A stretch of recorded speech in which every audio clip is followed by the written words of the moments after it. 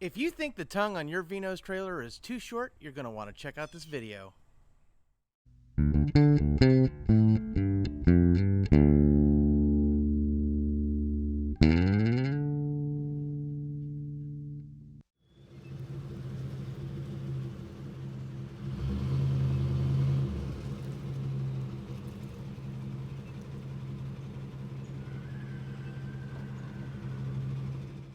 Hey guys, I'm Kevin with Kemp Outside, your inside source for all things outside. Well, today is a big day. I'm really excited because today I'm going to be dropping off the cargo camper to get its tongue repaired and lengthened. So guys, I'll just give you a quick recap in case you've never watched my channel before. My family and I are hardcore tent campers, but with 5 people and 2 dogs, we don't have a whole lot of room for gear in the Kemp bus, our Nissan NV. So I was looking for a little 6x12 trailer to just load our camping gear in for our camping trips when I came across this 7x14 cargo trailer that had started to be converted into a little camper. So long story short, we bought it and we've been making some upgrades. So this is episode 5 in the cargo trailer to camper conversion to our Kemp Outside cargo camper.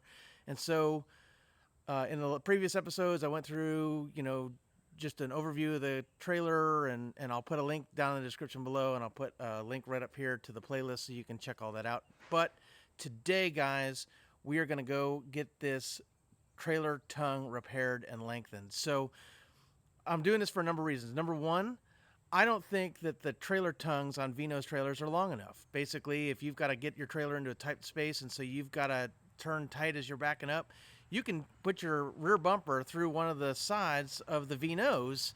So I want a longer tongue for just a little more space. Number two, somebody actually jackknifed this trailer before I got it, so the tongue is all bent up, so we're gonna get that repaired. And then number three, I want to mount some stuff to the outside of the front of the trailer, and it's gonna be really cool. We're gonna mount some storage boxes, a generator, and propane tanks to the front of this trailer. So I've got to make the tongue longer to put some room up there for all that stuff. So with that, let me show you what I bought, and then we're going to hit the road and go meet up with my buddy Evan. So the first thing I want to show you is, since we are converting this trailer tongue over to a single piece of 3x4-inch tube steel, I had to get a new hitch. And so I got this one by Demco, and I also am converting my trailer over to a 2-inch ball. Guys, I've got 2 boats that both have 2-inch balls, so having to switch over to a 2 5/16 to pull a 7x14 trailer didn't make a whole lot of sense to me. So we are going to install this hitch coupler on the trailer so that I don't have to change balls when I'm just hitching into different trailers. So I will put a link to this down in the description below if you're looking for a hitch coupler like this. It'll be an Amazon link, guys, and yes, it's an affiliate link. All of my links are affiliate links, guys. Doesn't cost you anything extra, but it is a great way to help support our channel because we get a little commission on the sale, and it helps me to continue to produce new videos. So I will put a link to this down in the description below where you can find a new hitch if you're looking for one. Okay, guys, the second thing I bought was a tongue jack relocation kit. So it kind of looks like this, and I'll bring it up so you can see. Basically, because of the way we're modifying the trailer, you're not going to be able to keep the tongue jack in the same place. And while I could get a side mount tongue jack like you have on boat trailers, I didn't want to do that because I'm thinking about adding an electric jack to the front of this trailer, and most of them are this style. So with this bracket, I can relocate it to the outside of the tongue on either side or on the main tongue itself. We'll figure out what the best place is once we get the new tongue on the trailer, and I'll go over it once it's installed. But for now, I am very, very excited about this. I'll also put a link to this down in the description below. It is an Amazon link. And guys, this is not the cheapest way to go. If you need to relocate your trailer tongue to the outside of the tongue, a lot of times you can buy a side mount tongue jack that's much cheaper than the relocation kit. But if you want to use an electric jack relocated to the outside of the tongue, this is probably your best option. So I'm going to put a link to that down in the description below. So guys, the last thing I want to say before I hit the road is that doing this takes a lot of planning, and you don't always know all the variables. So one of the things that I want to do is I want to mount 2 toolboxes on the front of this trailer, one on each side of the V. And to do that, I need to know the dimensions of the box. Well, because of world events, the price of steel and aluminum has skyrocketed, so I'm waiting a little bit to buy the boxes. I don't know whether that's going to be a smart move or not, but at least for right now, I'm going to give it a little bit of time. I'm going to get the tongue lengthened, and then I'm going to buy the boxes later. So what I did was, because I don't know exactly what boxes I'm going to get, although I know what kind I want, I am going to make a template of the largest size box so that I know basically what the boxes are going to look like. And what I did was I cut this piece of styrofoam and I cut it in a 24 by 36 inch piece. That way, if I buy a box that's 24 by 36, even by 24 tall, I can mock it up in place. I can set it towards the V nose. I can move it around. It's very light, very easy to move. And that way I know basically how far out my boxes are going to stick, where I'm going to mount them, that kind of thing, so I can plan for that and make sure that if I do decide to mount a box this big, that my tongue is long enough. So guys, it's time to hit the road. Now that the trailer's dropped off with Evan, I thought I'd remind everybody why we're doing this project. So as you can see, this trailer tongue has been bent from a jackknife. So the previous owner had a spare tire mount mounted to the trailer tongue. When they were trying to back the trailer into a tight spot, the back bumper hit the tire mounted to the spare tire carrier, and the spare tire carrier bent the trailer tongue. So the trailer tongue was pretty badly bent. Luckily it was structural. I could still pull the trailer, but I definitely didn't want to leave it as it was. I was worried about poor tire wear and other things, as well as just a compromised trailer tongue. In the straight on shot, you can see just how badly bent the tongue is. It's definitely pointing towards the left as you look towards the front of the trailer. All of that is going to be fixed. So the first thing that Evan needs to do is to cut out the dented in part of the trailer tongue on the left, straighten it out with a hydraulic tool like a Porter Power, and then go ahead and weld in a new piece and straighten the tongue as much as he can. After that, he's going to install a 3x4 steel beam down the center of the trailer to create a new trailer tongue. This is going to be an awesome project. I can't wait to see it. All right, guys. Well, Evan just called. It's time for me to head up there and go pick up the trailer. I can't wait to see it. Check it out. Well, guys, here it is. It's better than I imagined it would be. Looks real good. I can't wait to get the boxes mounted on there. But first, I'm going to introduce you to the guy who did my trailer tongue, so he can give you some tips and advice on how to do it if you're looking to do it yourself. All right, guys, I'm here with Evan England. Evan is my go-to guy when it comes to my custom fabrication for all of my stuff. If you've been watching my YouTube channel a while, you probably remember he did the front hitch mount on the van, the custom front hitch mount. If you haven't seen that video, I'm going to put a link to it right up here. You can check that out. But Evan, for people that have a V-nose trailer with a short tongue and are looking at doing a trailer tongue lengthening, what kind of advice would you give them for a project like this?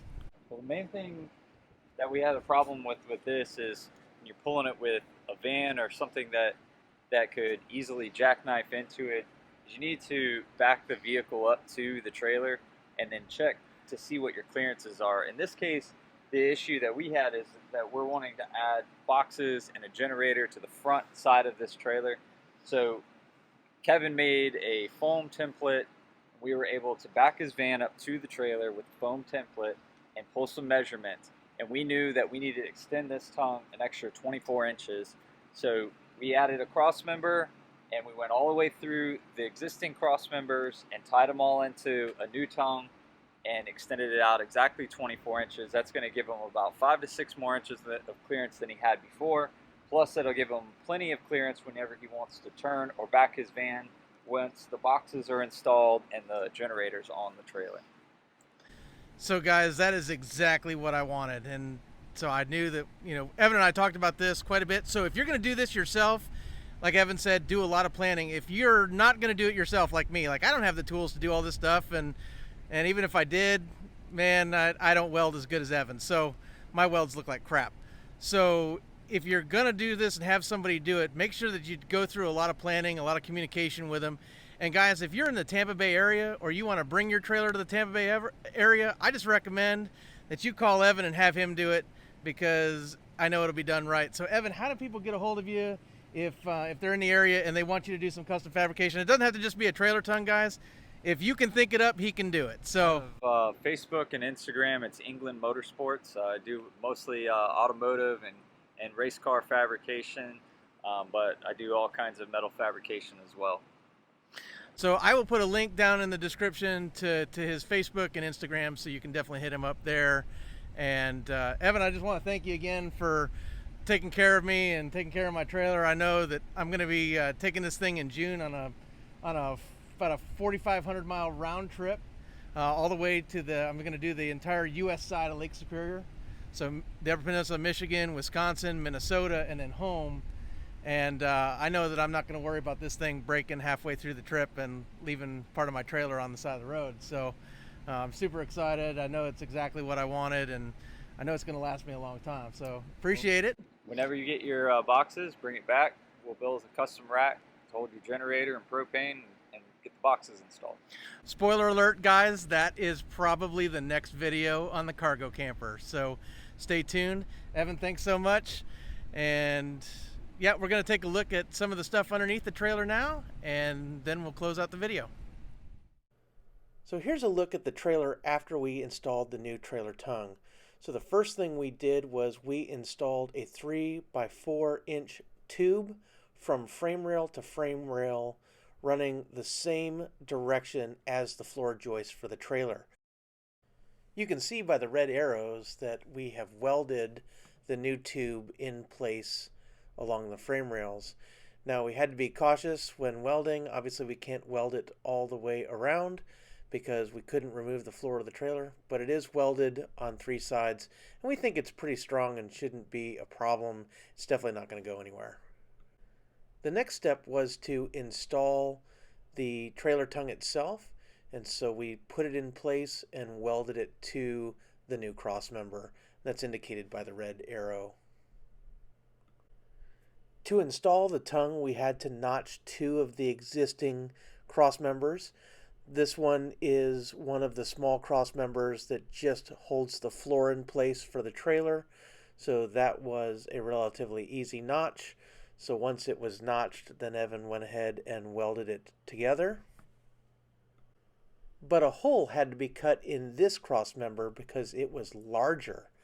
So we had to cut a hole in the cross member itself and slide the trailer tongue through the hole to put it in place. And then once it was in place, it was welded as well.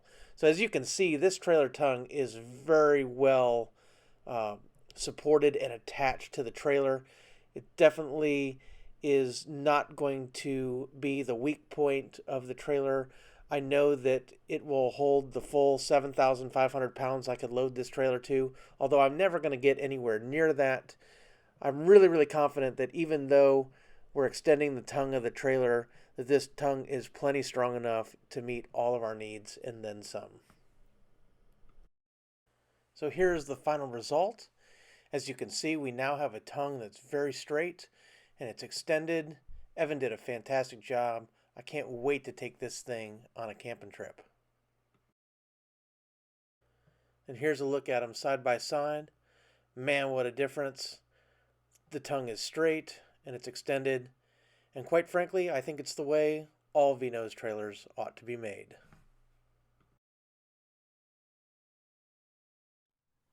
So now that I have the trailer home, there's a few more things I want to mention before I close out the video. These are things that you're going to have to keep in mind if you're doing a project like this.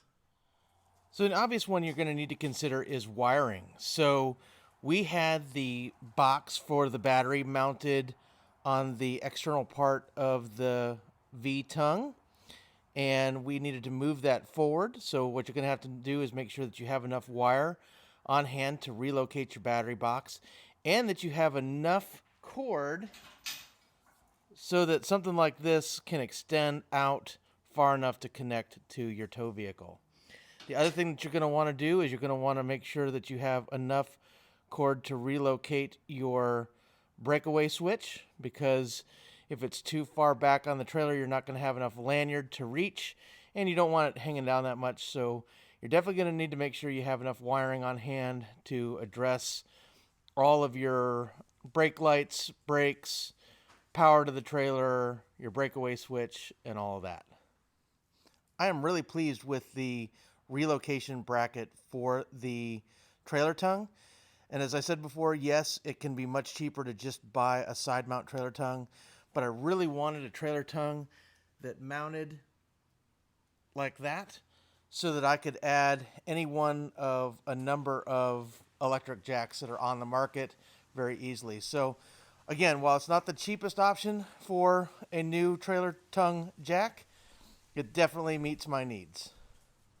A new hitch often means a new hitch lock. So when I'm going down the road, originally I was using something like this, but as you can see, it doesn't fit. It's too short.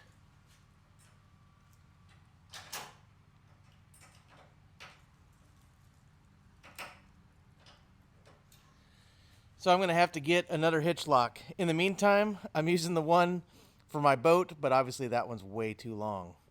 So we'll order a new hitch lock, and I'll show that on a future video.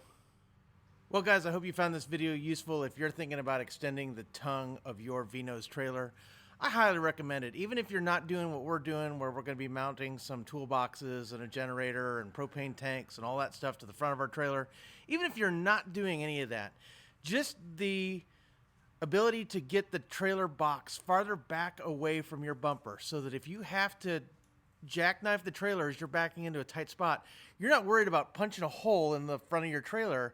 It's well worth it to me. And in a lot of these trailers, guys, you can order them with extended tongues. So if you're ordering a trailer brand new from the factory, definitely choose that extended tongue option. I think it is definitely worth it. So guys, if you like this video, hit that subscribe button, hit that little bell icon that notifies you when we release new videos, and hit that like button for me.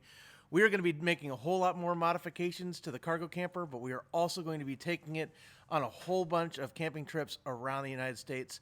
So if you want to see our camping trips, our hiking videos, our fishing videos, our vlogs, all that stuff, definitely make sure you've subscribed.